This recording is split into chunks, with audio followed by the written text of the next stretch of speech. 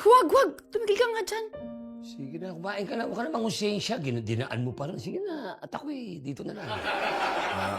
Alam mo, Iya, ayoko naman makialam sa buhay na may buhay, pero yan ang wag na wag mong gawin.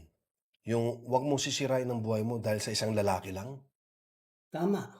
Kaya ako, never akong magpapaloko sa lalaki. No! No! Talaga naman hindi pwede. Dahil lalaking lalaki ako. Eh, ba't ako papatol sa kapwa ko? Lalaki to!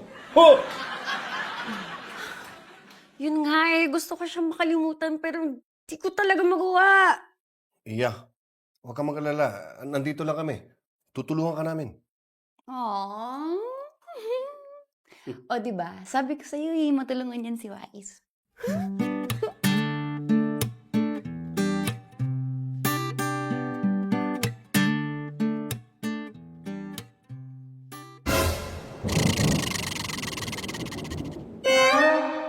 Makasagot na.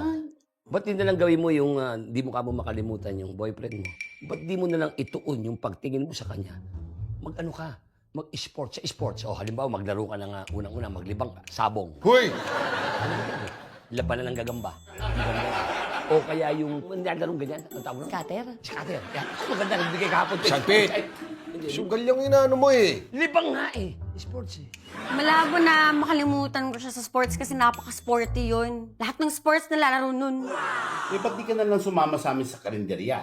Alam mo, yung pagluto-luto, malilibang ka dun. Makakalimutan mo ex mo.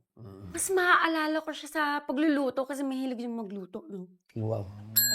I have suggestion. Magnegosyo ka. Napakaganda nito. Maganda yan. Ayan, negosyo.